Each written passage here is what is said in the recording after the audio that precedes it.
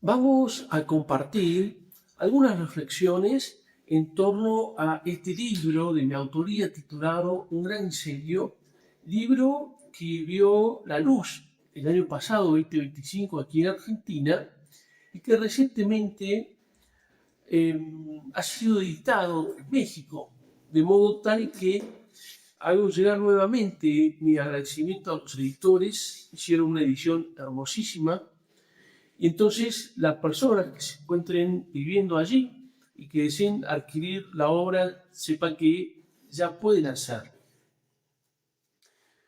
Primeramente, antes de comenzar el desarrollo de esta suerte de conferencia, de charla, la voy a ofrecer al Niño Jesús de Praga por la conversión de muchas almas. Bien, ustedes saben que el año pasado, en febrero del 2025, apareció un libro titulado El error lefebrista, libro escrito por el padre Federico Hayton de la Orden de San Elías. Es un texto muy voluminoso en el cual el sacerdote, tal como el título lo indica, intenta probar lo que según él serían o fueron errores de Monseñor Lefebvre, errores de la orden por él fundada, la Fraternidad Sacerdotal San Pío X. Y en marzo del 2025 aparece en mi libro Un gran incendio, que es una refutación al libro del Padre.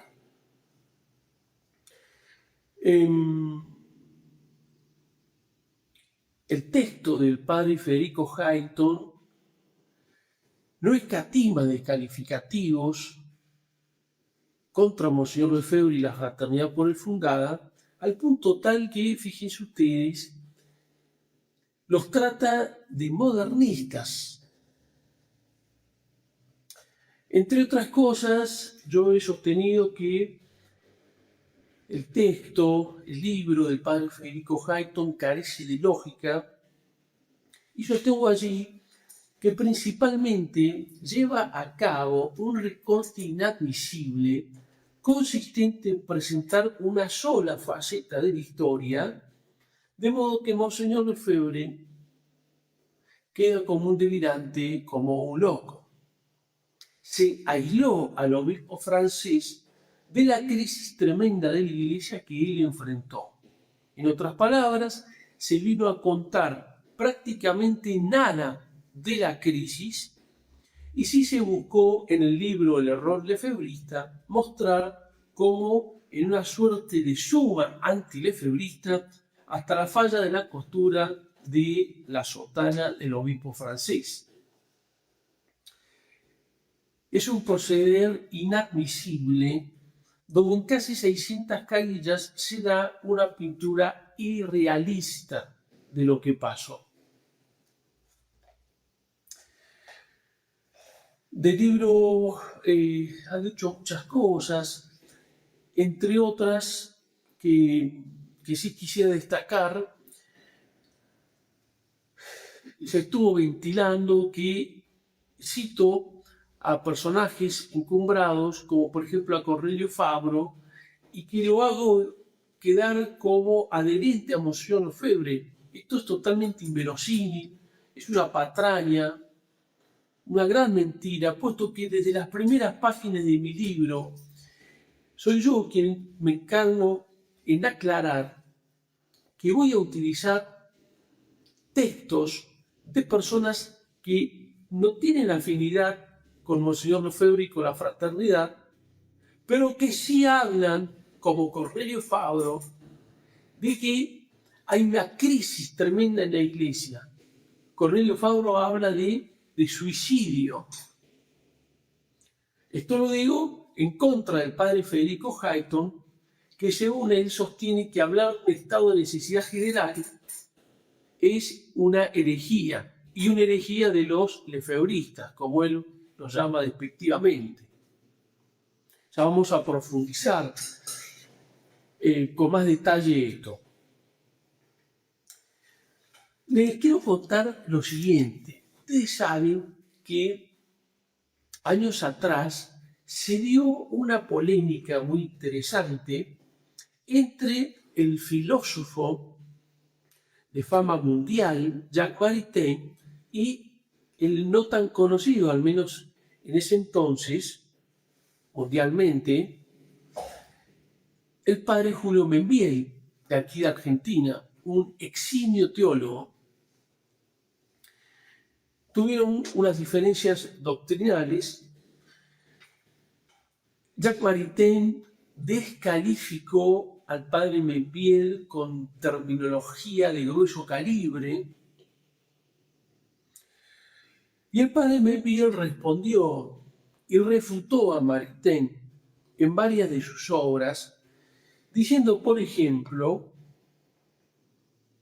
en un opúsculo que se llama ¿Qué saldrá de la España que sangra?, escrito por padre Membiel, allí el sacerdote argentino dice de Maritain que acumuló sofismas, calumnias y deformaciones en las 56 lamentables páginas del prefacio que ha escrito al libro de Alfred Mendizábal, Los orígenes de una tragedia, y en ese libro se hace eco Maritain, el filósofo de lo trascendente, de las infinitas imbecilidades que los impíos de todo el mundo, a propósito de la guerra española, han acumulado en sus pagiles disolventes. El sacerdote argentino no tenía la fama de Maritain, pero sí tenía la razón, y el tiempo se encargó de dársela. ¿Qué quiero decir con esto? Que es muy común en las polémicas un ida y vuelta donde dos piensan tener la razón. Bueno, así son las polémicas, ¿no? Y es común que al final el tiempo deponga a favor de uno u otro. En el libro El error lefebrista, el padre Jaime Vicenedo, aquí en el libro Un gran incendio, digo blanco, pero a diferencia de lo sucedido entre el padre Julio Membiel y Maritain, pienso que aquí el tiempo ya hace rato, viene dándole la razón sobradamente a Monseñor Lefebvre y a la fraternidad sacerdotal San Pío X, bastiones en la defensa de la tradición católica, por más que de manera totalmente inopinada venga alguien a tratarlos de modernistas. Bien, con esta charla, incluso con el libro, no pretendo desafiar a nadie, no se trata de desafío, me parece. Simplemente intento ser una ayuda para que se vea, pues afirmo sin cansarme y con pruebas contundentes que hay un estado de necesidad general en la Iglesia. Por razones de tiempo, voy a probar una sola cosa que fulmina, según entiendo, la obra del padre Hayton, y nótese bien lo que estoy diciendo, probaré. ¿Cuál es esta prueba? Insisto, que hay un tremendo estado de necesidad general en la Iglesia, cosa que Hayton no solo niega, sino que yendo más lejos, dice que afirmarlo es herejía de los lefebristas, como él lo llama despectivamente. Miren, en desarrollo de esta prueba, vamos a citar, y continuando con el padre Membiel, lo que él trae en una de sus obras muy conocida, que se titula El progresismo cristiano, escrita, si mal no recuerdo, allá por el 70, pero ronda en esos años. Y ya el padre Membiel en aquel entonces habla de que actualmente está operando una revolución en la iglesia. Imagínense ahora 2026. ¿eh? Cuando el padre habla en este que les voy a leer de la nueva iglesia, o cuando uno hace referencia a un estado de necesidad general en la iglesia, desde luego no está uno afirmando que la iglesia católica esté envenenando a las almas. Esto es una brutalidad, esto sí que es herético, es completamente anticatólico, pero nadie está diciendo esto. Lo que uno está diciendo al hablar de nueva iglesia, si nos basamos en la terminología del padre Membiel, o cuando decimos un estado de necesidad general en la iglesia, lo que se está queriendo decir es que hay eclesiásticos muy encumbrados, ganados por ideas modernistas y que las están transmitiendo, las están inoculando y están causando estragos, destrucción en las almas, en las almas. ¿Qué dice el padre Membiel en su libro El progresismo cristiano? El plan de la revolución en la iglesia, que está actualmente en ejecución, fue preparado a fines del siglo pasado en las altas logias masónicas, en la orden cabalística de los Rosacruces de Papus, en la orden martinista de Saint Yves y el simbolismo de Oswald Wirth. Y préstese atención a esto otro que dice el padre. Esta nueva iglesia, aunque tal vez no conservará nada de la disciplina escolástica ni de la forma rudimentaria de la iglesia antigua, recibirá sin embargo de Roma la consagración y la jurisdicción canónica. Hago un stop aquí con la cuestión canónica. Es otro punto que ameritaría otra charla, porque el código de 1983 es un código revolucionario, que tiene cánones que son de pura cepa modernista. Y ese derecho canónico revolucionario es el que pretende decirle a Monseñor Lefebvre: usted no es católico. Muchos hoy están martillando contra Monseñor Lefebvre con disquisiciones canónicas, pero no cuentan que de base es un código revolucionario. Eso sería otra cuestión a probar, pero me estaría yendo de lo que les dije, les comenté, de este punto, de este solo punto que me interesa probar aquí.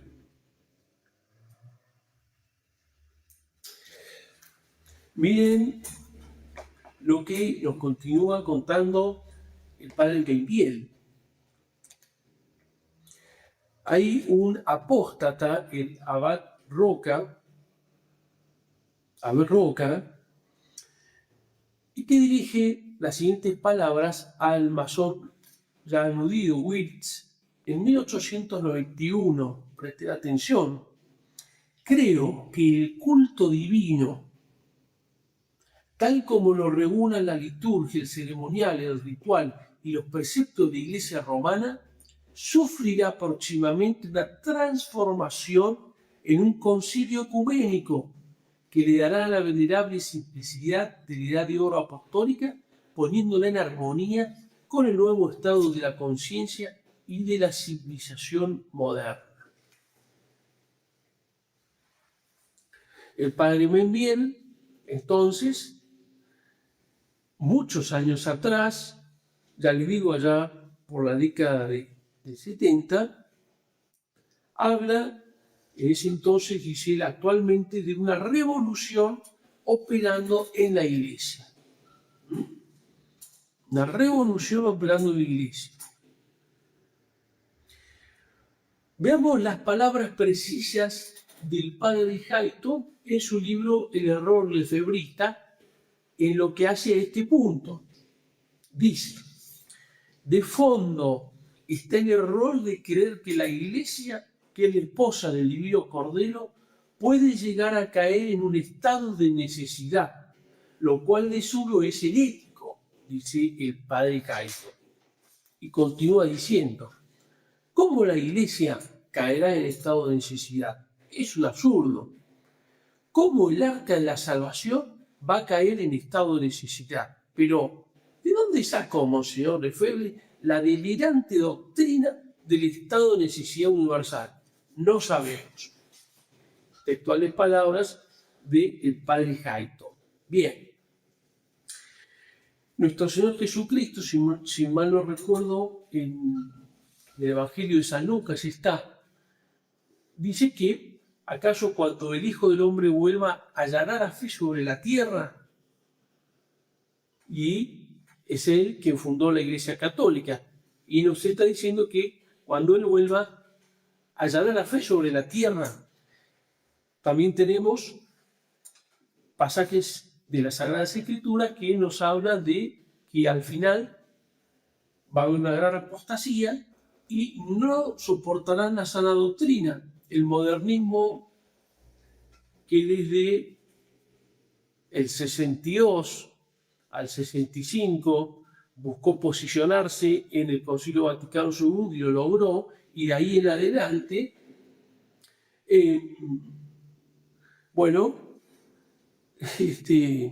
se ha consagrado.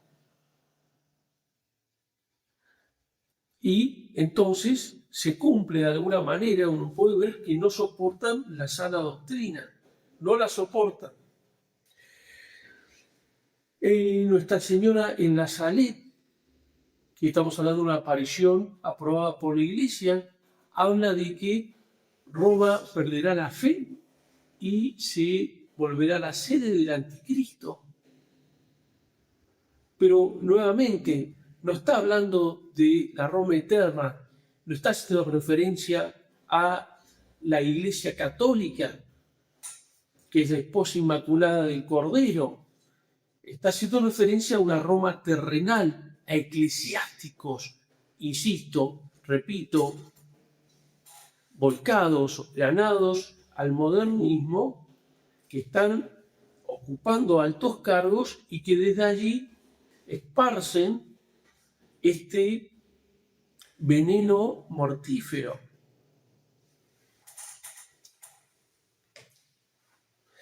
Aquí dice el padre Hayton, ¿de dónde sacó Monseñor Lefebvre la delirante doctrina del estado de necesidad universal? Es que Monseñor Lefebvre no hace ninguna delirante doctrina, porque lo que el padre Hayton se ve que no advierte es que son de hechos. Primeramente se trata de hechos. Asís, por ejemplo, en 1986, es un hecho escandaloso, donde vemos al Papa Juan Pablo II en oración con otras religiones, otros cultos. Ecumenismo practicado por Juan Pablo II, ecumenismo practicado por Benedicto XVI, ecumenismo practicado por Francisco y ecumenismo practicado por León XIV. Son hechos, no es una delirante doctrina de Monseñor Lefebvre, son hechos que desde la cabeza bajan hacia la grey, y la grey viene recibiendo, se viene contaminando con estas prácticas nunca jamás vistas, es más, condenadas por papas. Anteriormente el falso ecumenismo está condenado. Son hechos.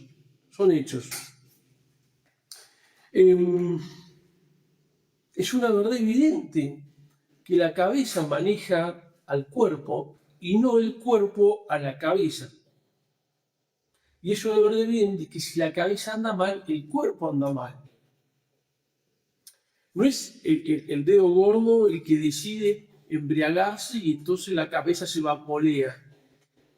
Es la cabeza la que quiere tomar, da entonces una orden a la mano agarra la copa y empieza a tomar, y luego el cuerpo empieza fruto de la embriaguez, a tambalearse. Pero es la cabeza la que hace tambalear al cuerpo cuando está mal. Es todo lo que está pasando, tristemente, pero es una realidad, es evidente porque uno lo ve. Voy a hacer un pequeño comentario, pero creo que es muy ilustrativo. Hay circulando un video que hizo el padre Javier Olivera Rabasi sobre este famoso sacerdote, creo que es portugués, el tal padre Guillermo, que le han apodado el padre de la música electrónica, el DJ, como le dicen. Entonces el padre Olivera Rabasi hace todo un programa sobre este sacerdote, pasó de una hora, en el cual nos cuenta el padre Javier Olivera Rabasi de una charla que un periodista le hace al padre Guillermo hace mucho tiempo atrás, en la cual se le hace una pregunta sobre un tema sexual y el padre no contesta bien. Este padre Guillermo dice cosas descaminadas, ¿no es cierto?, relacionadas a lo que es la doctrina católica. Entonces el padre Javier Olivera Rabasi dice, bueno, es peligroso esto porque se trata de un cura que cada vez se ha hecho más conocido y los que empiezan a investigar o a conocer cosas, fruto, ¿no es cierto?, de esta suerte de fama, bueno, es muy peligroso, es muy peligroso. Ahora, es muy llamativo que en lo que va de tiempo en la charla que da el padre Javier Olivera Rabasi, en ningún momento nos cuente de que ese padre, Guillermo, tiene la aprobación en su momento de Francisco y luego, como pasó en la catedral, creo que, si mal no recuerdo, de Eslovaquia, de Santa Isabel, que hizo uno de estos shows, y antes comienza con una suerte de aprobación, de bendición del Papa León XIV. Esto es lo cataloso, que es la cabeza la que está permitiendo esto. No nos vayamos por las ramas, por otras cosas del Padre. No, es la cabeza. La culpa, como dice el refrán, no la tiene el chancho, sino el que le da de comer. Y esto es lo tremendo. Pero bueno, esto lo silencian, son recortes que uno va apreciando. Entonces quedan análisis cegados y no se muestra la verdad a las personas.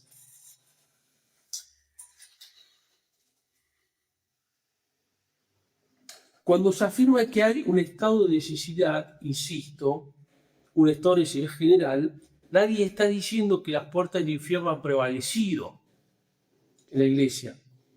Un cuerpo con metástasis por todos lados está, valga la redundancia, con metástasis por todos lados, pero no está muerto. Aún tiene vida. La iglesia está en una crisis tremenda de apostasía, fruto, insisto, de eclesiásticos que, ocupando altos comandos, diría el padre Benvier, está entonces, valga la analogía, con bastante cáncer en estos miembros, en estos eclesiásticos, pero las puertas del infierno no van a prevalecer sobre la Iglesia Católica. Ahora, adentrémonos un poquito más. ¿Cómo se prueba que la cabeza de la Iglesia no está bien? Basta una muestra contundente, precisa y evidente. Fíjense ustedes, evidente. Y es el diabólico ecumenismo que ha invadido absolutamente todo. Hayton, en su libro El error lefebrista, prácticamente nada dice sobre este abominable mal, porque se pasa martillando sobre Monseñor Lefebvre. Y ese man, que es el falso ecumenismo, fue amado por el ala liberal del Concilio Vaticano II, amado por Juan XXIII, amado por Pablo VI, amado por Juan Pablo II, amado por Benito XVI, por Francisco y por Leo XIV. Es muy interesante ver cómo los seguidores de la hermenéutica de la continuidad viven soslayando los documentos sobre ecumenismo y las prácticas de él promovidas por los papas nombrados. Es muy interesante ver que ahora aparecen un montón por las redes sociales de críticos de Monseñor Lefebvre citando encíclicas de Pío XII para aplicárselas y golpearlo a él y a la fraternidad.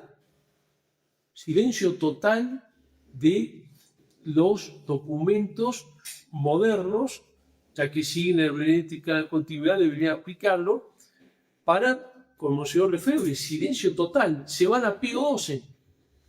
Se van a la encíclica Ad Apostolorum Principi, por ejemplo, donde hacen un análisis totalmente secado. En otra oportunidad voy a profundizar sobre el particular.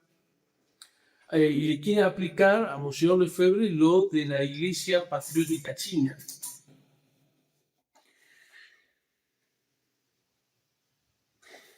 Escamoteadas entonces dichas cosas, es sencillísimo atacar a Monseñor Lefebvre, al padre Pagliariani, al padre Joaquín Cortés, al padre Rubio y a todo aquel que se muestra afín a la fraternidad.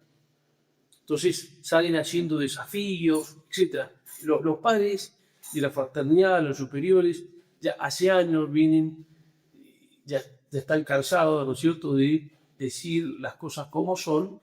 Y bueno, imagínense ustedes que cada uno que sale haciendo un desafío, tener que responder es bastante pesado.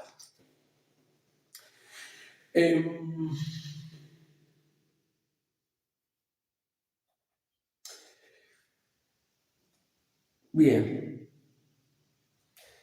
Fíjense, para continuar con lo que les vengo diciendo de la prueba, ya en otra oportunidad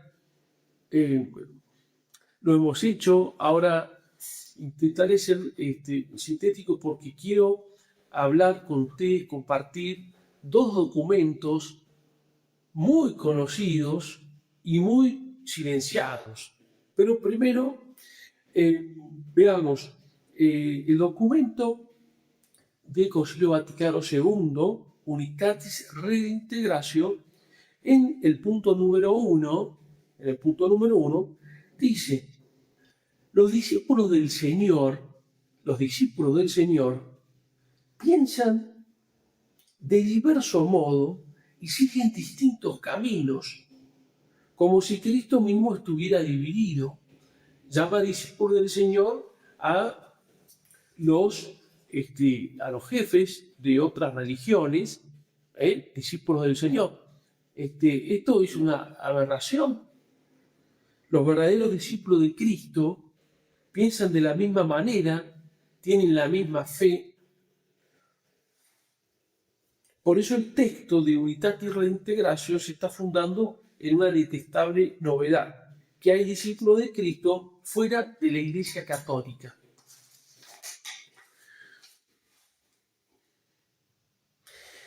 El punto 5 del documento final del sínodo de la sinodalidad nos muestra que la hermenéutica de la continuidad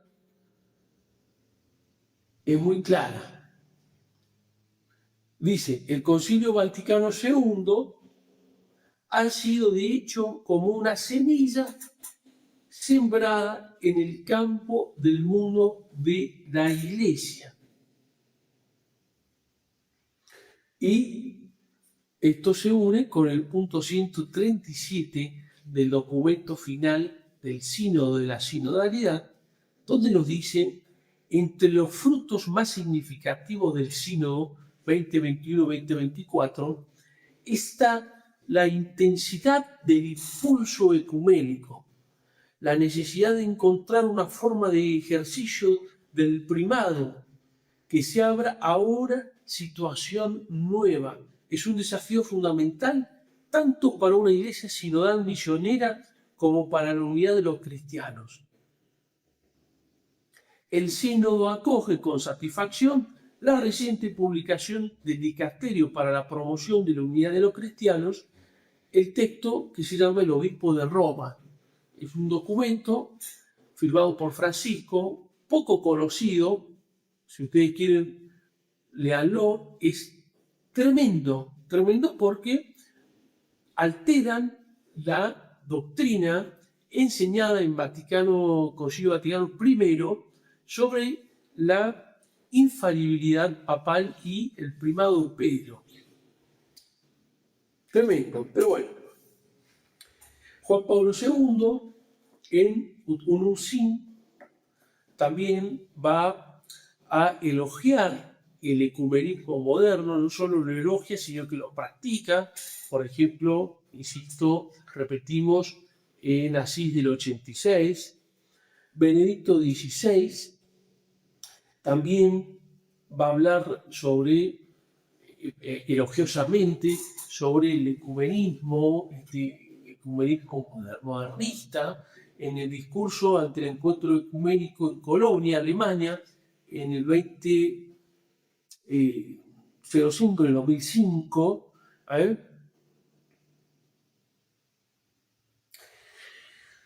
Francisco, en Fratelli Tutti, en el punto 8, dice: soñemos con una única humanidad, como caminantes de la misma carne humana, como hijos de esta misma tierra que los cobija a todos, cada uno con la riqueza de su fe o de sus convicciones, cada uno con su propia voz, todos hermanos. Cada uno con la riqueza de su fe o de sus convicciones, porque, como dice el Papa Benedicto XVI, ya no se busca lo que era el ecumenismo de retorno, que era convertir al otro, sino que acá lo que se quiere, lo que prima, es caminar todos como hermanos de esta fraternidad universal, cada uno con su fe y sus convicciones. Esto, insisto, viene de la cabeza.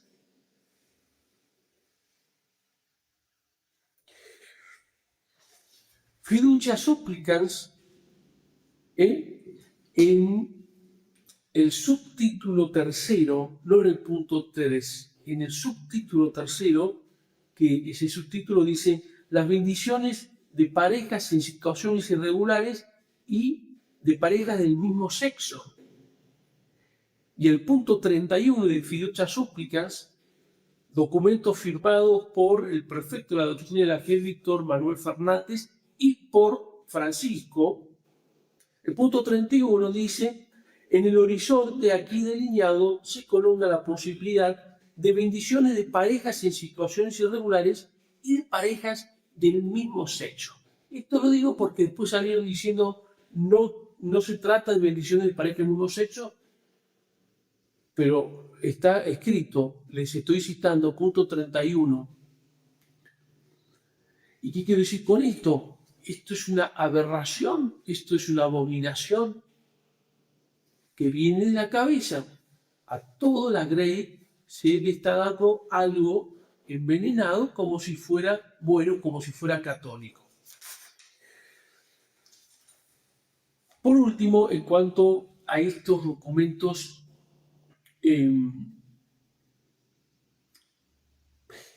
que traen cosas revolucionarias, tenemos la Mater Populi Fidelis del año pasado, firmada por el Papa León XIV y por, nuevamente, el prefecto de la doctrina de la fe, Fernández, una nota azufrosa y satánica que también convoca en sus fundamentos al ecumenismo,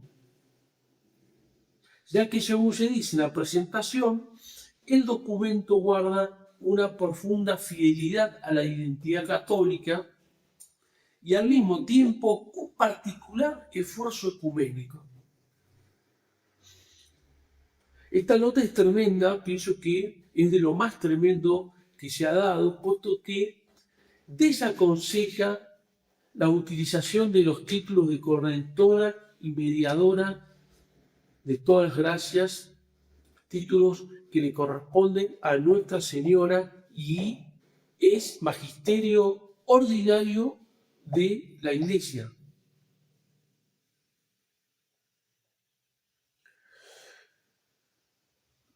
Bueno, y ahora, si ustedes me acompañan un poco más con su paciencia, les voy a hablar de dos documentos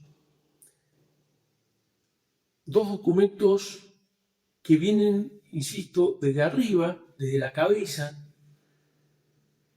que se dirigen a los obispos de todo el mundo,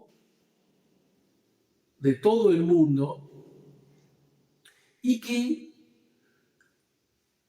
podemos decir mete el ecumenismo por todos lados. Quieren estos documentos que el ecumenismo prácticamente invada absolutamente todo. Por eso, Monseñor Marcel Lefebvre tenía razón cuando él dijo estas palabras. Ahora voy a retomar con estos dos documentos, pero quiero leerles brevemente lo que dijo Monseñor Lefebvre.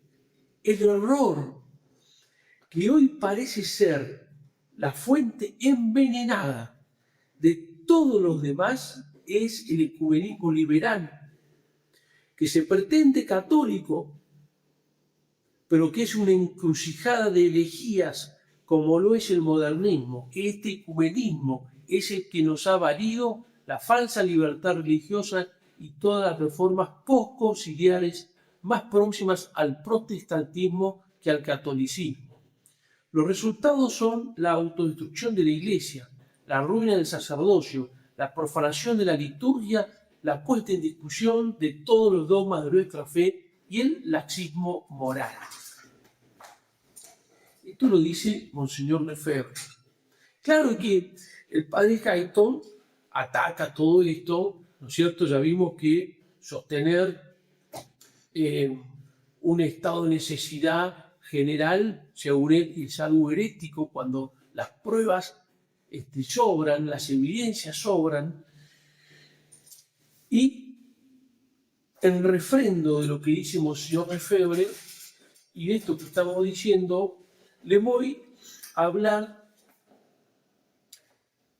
de estos dos documentos. Uno, firmado por el Papa Juan Pablo II en 1993 y lleva el título de Directorio para la aplicación de principios y normas sobre ecumenismo, Directorio para la aplicación de principios y normas sobre ecumenismo.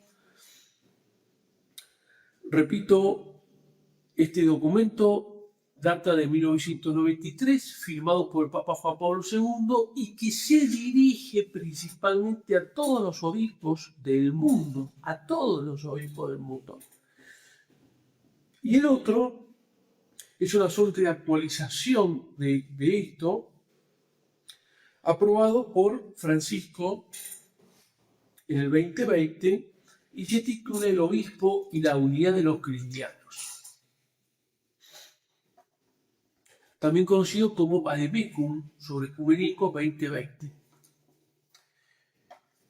Voy a espigar algunas cosas para no abrumar, pero creo que son demoledoras. Miren lo que dice el punto 2 del directorio de 1993, firmado por Juan Pablo II. El punto 2 dice: la promulgación del nuevo Código de Derecho Canónico para la Iglesia Latina y del Código de Cánones de las Iglesias Orientales ha creado en materia ecuménica una situación disciplinaria para los fieles de la Iglesia Católica que es en parte nueva. Fíjense ustedes que al hablar de nueva, ¿no? Esa palabra ahí traducida, ellos entonces ya distinguen de que viene en contraposición de algo anterior, de algo antiguo. Esto es lo nuevo. El ecumenismo modernista es algo nuevo.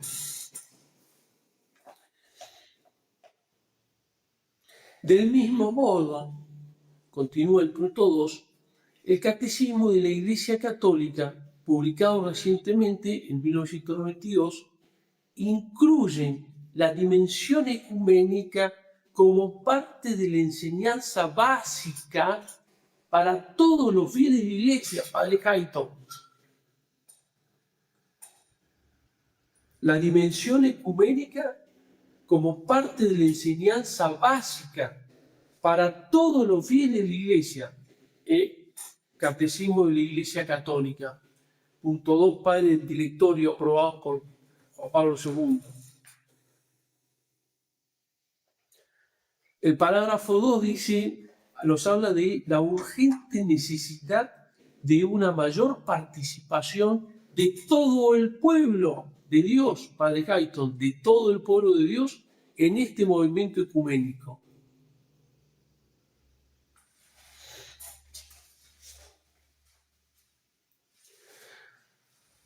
El punto 46. Atención, cada sínodo de la Iglesia Católica, de las iglesias católicas orientales y cada conferencia episcopal, de acuerdo con sus propios procedimientos, deberá, no es opcional, deberá establecer una comisión episcopal para el ecumenismo.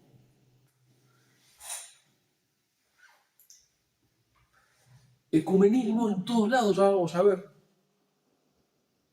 Por eso las palabras tan certeras del Concilio Lefebvre, este santo varón que defendió intrépidamente a la Iglesia Católica y hoy tan atacado por los firmantes de Fiducia Supplican, los firmantes de Mater Populi Fidelis, los firmantes de Usculum Sint.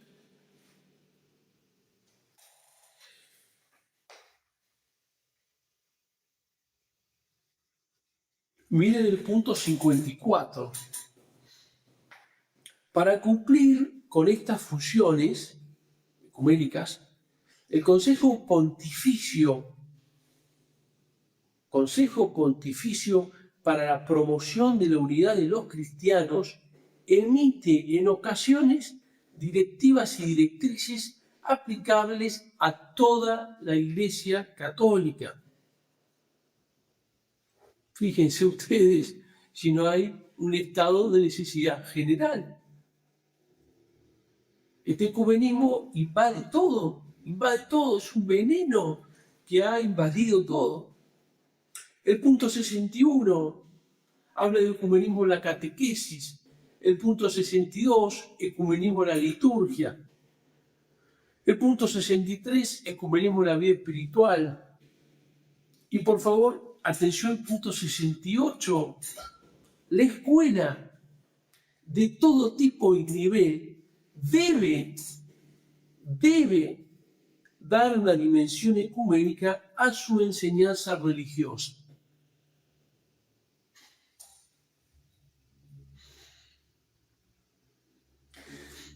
El punto 70 es tremendo porque directamente va al ataque, diría yo, del sacerdocio en la preparación del mismo que se da entre los seminarios. Dice el punto 70, entre los deberes principales, fíjense la terminología, ¿no? Deberes, entre los deberes principales de todo futuro ministro ordenado está el de moldear su personalidad, revisando periódicamente su propio lenguaje y capacidad de diálogo para adquirir una disposición auténticamente ecuménica.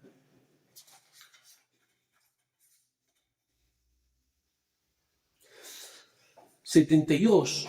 Las conferencias episcopales deben garantizar que los planes de estudio, estamos hablando de los seminarios, aporten una dimensión ecuménica a cada materia y contemplen específicamente el estudio del ecumenismo. Asimismo, deben asegurar que dichos planes de estudio se ajusten a las indicaciones contenidas en este directorio. Invasión total, querida por la cabeza. Ecumenismo por todos lados, Es destructivo.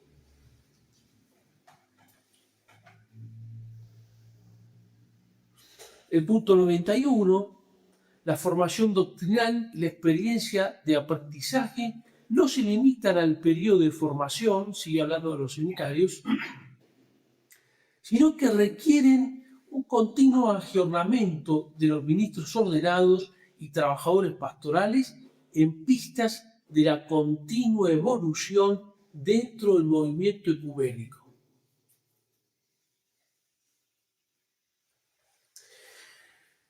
Tremendo.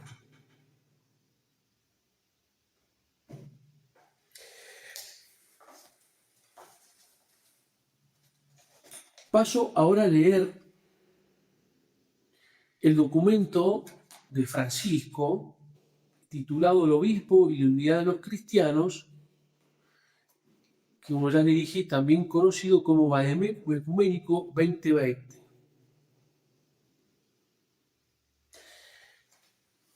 Y es algo horroroso, es algo evidente, no es una delirante doctrina elaborada por Monseñor Lefebvre, como pretende el padre Hayton, sino que acá está escrito y dado, diseminado a toda la Iglesia a través principalmente de los obispos, para que por ellos, por las conferencias episcopales, bajen a lo demás. Miren lo que nos va a decir el prefacio de este documento, de este Vademecum. El compromiso ecuménico del obispo no es una dimensión opcional de su ministerio episcopal, sino un deber y una obligación.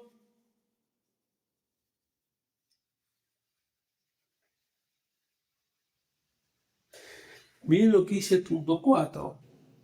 El obispo sentirá la urgencia de promover el ecumenismo. Este ministerio episcopal de unidad está profundamente ligado a la sinodalidad. Y el punto 8 nos trae el Canon 755, que dice: enmarcado en la parte del código dedicada a la función docente de la Iglesia, estipula el 755 que corresponde en primer lugar a todo el colegio de los obispos y a la sede apostólica fomentar y dirigir entre los católicos el movimiento ecuménico. Por eso hablaba anteriormente de un código revolucionario. Acá, por ejemplo, ya tenemos uno de esos cánones revolucionarios, que es el 755. Este código revolucionario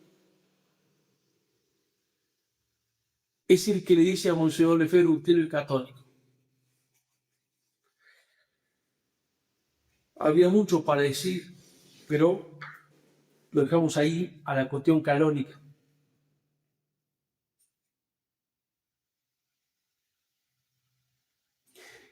El punto 24.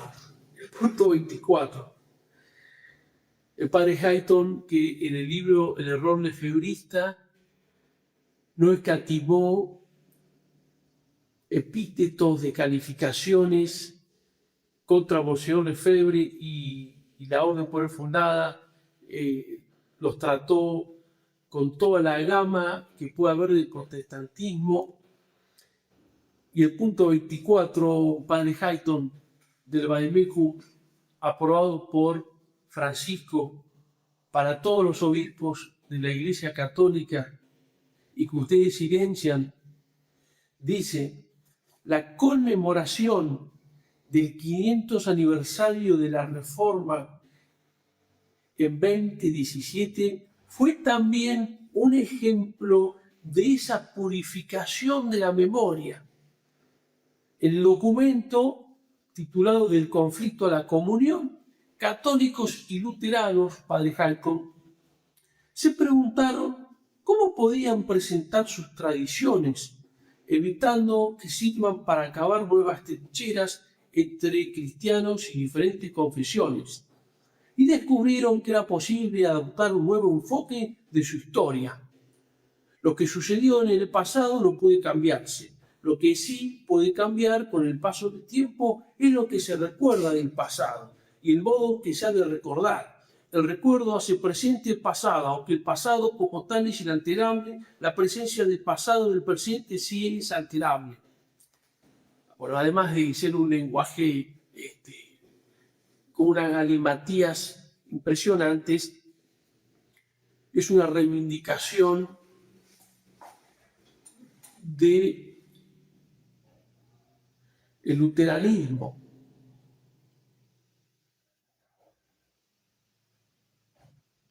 ¿Quién está entonces envenenando?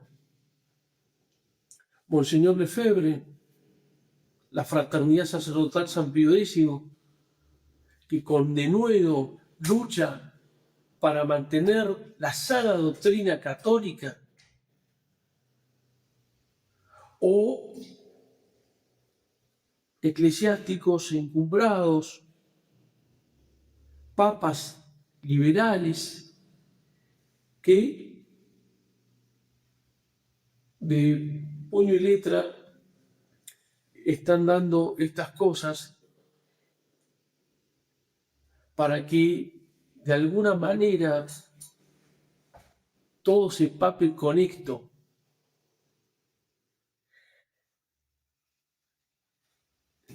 Están reivindicando la reforma protestante. Bien, quiero finalizar leyendo unas palabras de San Gregorio Magno en su obra Moralia in Hoc, libro 35, que las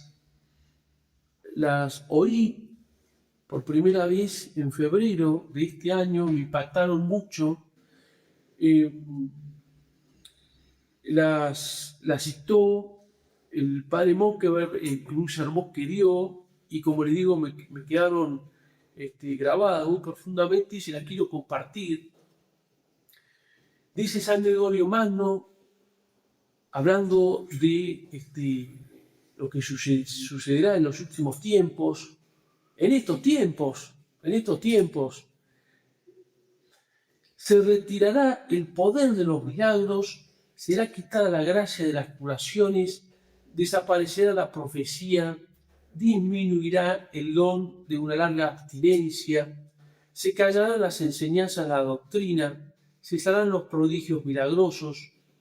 Esto no quiere decir que no habrá nada de todo eso, pero todas estas señales ya no brillarán abiertamente de mil maneras como en las primeras edades.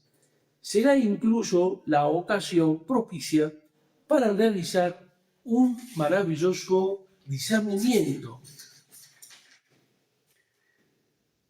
En ese estado humillado de la Iglesia crecerá la recompensa de los buenos, que se aferrarán a ella únicamente con miras a los bienes celestiales, por lo que a los malvados se refiere, no viendo en ella ningún atractivo temporal, no tendrán ya nada que disimular y se mostrarán tal como son. Bien, queda entonces probado, según entiendo, que hay un estado de necesidad general en la Iglesia. Queda manifestado de qué manera se tiene que interpretar cuando uno habla de un estado de necesidad general en la Iglesia. Y que no es como lo pretende interpretar el padre Hayton. Miren lo que dice el padre Cornelio Fabro.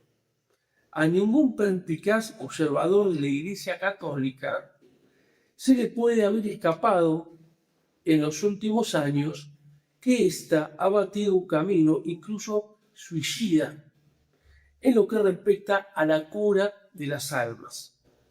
Basta echar una ojeada a la situación. Si uno abre los ojos, echa una ojeada y se va a dar cuenta. Son hechos. Se va a dar cuenta. Seguramente en muchos de ustedes estará la pregunta, ¿y cómo puede ser una cosa así? El mismo padre Maybiel, en uno de sus textos, él dice, ¿no? Es una pregunta que causa mucha intranquilidad, porque uno ve una realidad, tiene conocimientos de algunas nociones, ¿no es cierto?, que se le enseñó y entonces se produce, ¿verdad? Pero la doctrina católica también nos trae una respuesta, yo creo. En el siglo V aparece la obra de San Vicente de Lérida, conocida como el Coronitorio, Apuntes para conocer la fe verdadera, donde no hace otra cosa San Vicente de Lérida justamente que recopilar en su obra apuntes de la fe verdadera para cuando vengan crisis uno saber a qué atenerse. Esa misma doctrina que uno aprecia en el Coronitorio es la doctrina sostenida por la Iglesia a lo largo del tiempo, la misma doctrina que nos enseña Vaticano I y los doctores. Yo aquí les quiero leer, y con esto finalizo, la distinción que hace un doctor de la Iglesia, que es San Francisco de Sales, que habla de cuando el Papa se expresa in cátedra y cuando habla extra cátedra. Y cuando se da esto segundo, ahí sí puede haber lugar a errores.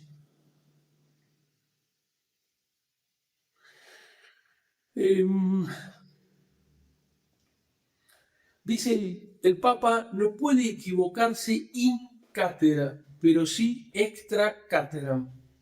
Se puede equivocar extra cátedra, fuera de la silla de Pedro, es decir, como doctor particular, pero no cuando está in cátedra, es decir, cuando quiere hacer una instrucción y decreto para enseñar a toda la Iglesia, cuando quiere confirmar a sus hermanos como pastor supremo y quiere conducirlos a los pastos de la fe.